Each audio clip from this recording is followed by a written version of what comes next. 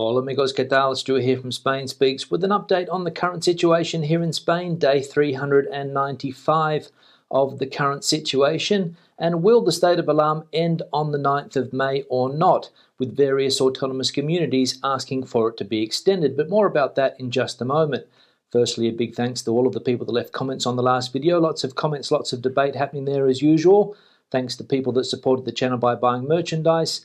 And a big thanks to my patrons on Patreon for your support. Now, let's get into the news. And as I said, is the state of alarm going to end on the 9th of May? Will people be able to move freely around the country, or will restrictions remain? Those are some of the questions that people are asking themselves at the moment. And various autonomous communities do not want the state of alarm to come to an end. As we can see here, several regional presidents call for the state of alarm to be maintained beyond the 9th of May. 6 months of the state of emergency will be over in May. Today, several regional presidents have called for it to remain in force. Inigo Urkullu, president of the Basque Country, is in favour of maintaining the state of alarm if necessary. Juanma Moreno, president of the Junta of Andalusia, says if the state of alarm ends, many communities will be naked. And Francisco Egea, vice president of Castilla y León, said that it is a flagrant breach of the repeated promise of the president of the government. So there we go, various autonomous community presidents around the country calling for the state of alarm to be extended. And in the words of the Andalusian president, Mr. Moreno,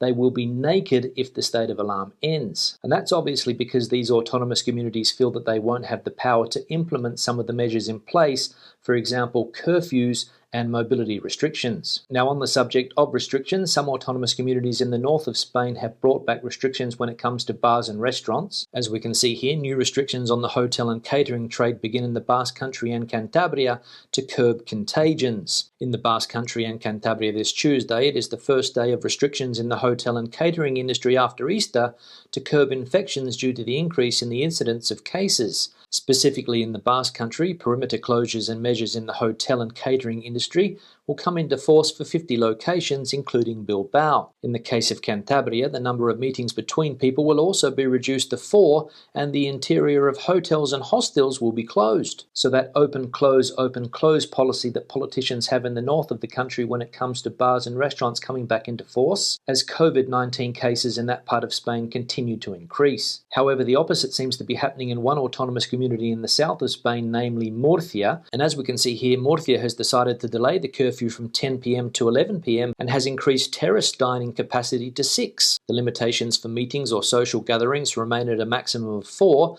but the regional ministry extends the maximum number of diners allowed on terraces to 6. So we'll see how long those new changes remain for down there in Murcia. Now, the Janssen vaccine arrives today in Spain, and the health ministry has already established which group of people are going to receive this new vaccine. As we can see from this headline, Spain will target the first Janssen vaccines at people aged between 70 and 79 years old. The Minister of Health, Carolina Darius, highlights the increase in the rate of vaccination with 38 million doses planned for the second quarter. Spain plans to use its first single-dose Janssen COVID-19 vaccines, which it will receive this week, to accelerate immunisation of the 70 to 79 age group, Health Minister Carolina Darius announced on Monday. And on the topic of vaccines, the Health Ministry will also take weeks to decide whether to give another AstraZeneca dose to the under 60s. There is no decision, nor will there be one for some time, weeks even, on whether the under 60s who received the first dose from AstraZeneca will receive the second dose from AstraZeneca or get it from another drug company. The 2.3 million citizens will have to wait several weeks for a final decision. There is no rush because AstraZeneca's immunity with one dose lasts for 4 or 5 months at least, and its efficacy is over 70%. So 2.3 million people here in Spain now in limbo, waiting to see whether they get their second dose of AstraZeneca or whether they are injected with another vaccine. And a lot of health experts around the country are debating whether or not that is indeed possible. Can you mix vaccines? Will it have the same effect? Those are some of the questions being asked. Now, Spain's obsession with Gibraltar and their post-COVID normality continues to make the headlines. As we can see here, the picture of normality in Gibraltar after immunisation of 80% of the population. A team from Antena 3 Noticias has seen how life is practically back to normal in Gibraltar thanks to a rapid process of vaccination against the coronavirus. There is no mandatory mask in the open air and there is no reduction in capacity. Now, I know what some people are going to say, Gibraltar has a small population and it's easy to get a small population vaccinated against COVID-19. And the fact of the matter is that that is true. Gibraltar does have a small population, some 35,000 people call Gibraltar home, but I don't think that there is a town or city city in Spain with a similar population that has 80% of the population vaccinated. To give an example, Cuenca is a relatively small city, and I don't think that they have more than 10% of the population vaccinated there. I could be wrong, but I imagine that the percentage of people immunised in Cuenca against COVID-19 is similar to other parts of Spain and not 80% like we have seen in Gibraltar. Now let's have a look at some health data around the country, starting with the vaccination campaign. We can see that 6.57% of the population have received both doses of vaccines, some 3.1 million people, and 16.22% of the population have received at least one dose, in other words 7.67 million people. Countrywide health data now, we can see the total amount of cases, the accumulated incidence rate in the last 14 days now sitting at 199. There have been 248 COVID-related deaths in the last 7 days. There are currently 10,246 people hospitalised around the country with COVID, and there are 2,163 people currently in ICUs, which is around 21.5% of all ICUs in Spain. Now Spain can no longer boast to have the highest life expectancy in the European Union after a terrible 2020 that saw the pandemic decimate the elderly population. As we can see here, Spain ceases to have the highest life expectancy in the EU after dropping more than any other country in 2020. It plummets to 2010 levels, from 84 years to 82.4, and in men it falls below 80. Spain no longer has the highest life expectancy in the European Union after losing more than any other country in 2020. Current life expectancy in Spain is 82.4 years, while in 2019 it was 84, 1.6 years less, a drop due to the coronavirus pandemic worse than the rest of the EU. So another of one of the many impacts that the coronavirus has had here in Spain, life expectancy rates falling to 2010 levels. Now those people here in Spain that are planning to retire over the next few years would have heard some news yesterday that made their ears prick up, and it is that the Social Security Minister, Mr. Escrivá, proposes an incentive of up to €12,000 for each year that retirement is delayed. The Minister for Inclusion, Social Security and Migration, José Luis Escrivá, has proposed incentivising the delay in retirement age with a payment of up to €12,000 or a 4% increase in the pension for each year of delay. This would bring the average retirement age, around 64.5 in Spain, closer to the current legal age of 66. So there we go, the government there with a proposal for cash incentives of up to €12,000 for people that delay retirement. Good idea, bad idea, and would a quantity like that encourage people to work a few extra years? I don't know. What do you think? Now let's have a look at some of the comments from previous videos. One here from Mike. I'm hoping the borders open up to US travellers by September, at least for those who are already vaccinated.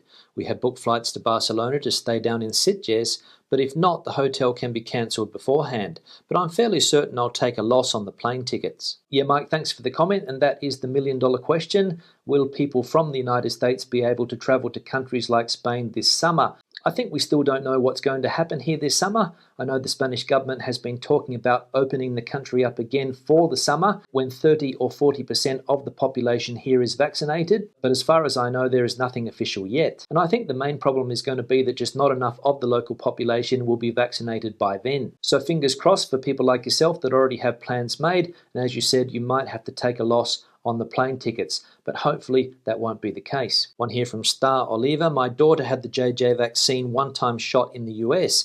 Headache and chills for 24 hours. Other than that, all good. Yeah, Star, thanks for the comment and the information on the Johnson & Johnson vaccine. As we know, it is arriving here in Spain today. A lot of people wondering what it's going to be like to receive that vaccine, single dose. As we have mentioned, you can also store it in a fridge. You don't have to put it into extreme cold storage like the Pfizer vaccine, for example. And a lot of people thinking that this vaccine will be the answer to all of the vaccination woes that we have in the European Union. As you mentioned there, your daughter suffered some mild symptoms, so hopefully those are the main symptoms that people do suffer when they get this vaccine, if they suffer those ones at all, and hopefully we won't have the same problems that we have had with AstraZeneca. Let's hope. One here from Thelnfinitz. Hi Stuart, need to remember when talking about the UK, it's England you're describing, re pubs, etc. Scotland and Wales have separate governments with different rules. Pubs still not open in those countries. Yeah, thanks for the comment. Various people pointed that out to me yesterday in the comment section, that the United Kingdom has different rules and regulations according to the country that you are in.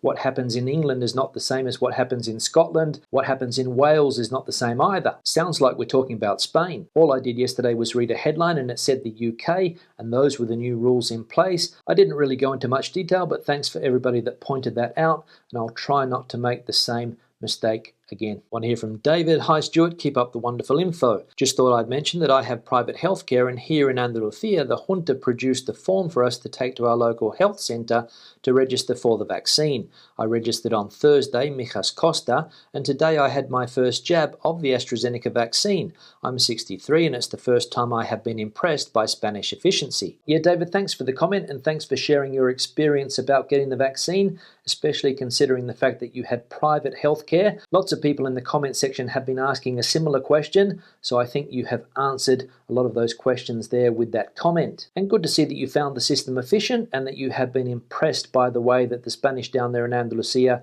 get things done, even if it's only for the first time, so let's hope the trend continues. One here from Colin, Torrevieja town holiday today. The whole town closed, even petrol stations, and only a few bars open, and very few people are on the beach. Yeah, Colin, thanks for the comment. I suppose it is a sign of the times in places like Torrevieja, places that are dependent on tourism. Over the last few months, of course, people not allowed to travel to those parts of the world from places like Madrid. I know a few people here that have holiday homes in that part of the world, and of course they haven't been able to get down there for some time now. And a lot of places, I imagine, decided to stay closed, considering that there weren't a lot of people there. Bars and restaurants and other similar businesses could have taken advantage of the furlough scheme and are waiting for the summer months to open again. So let's hope that things pick up for summer. And finally, one here from Pete. Got my haircut earlier, then had a wonderful couple of pints of John Smith Smooth at my local pub.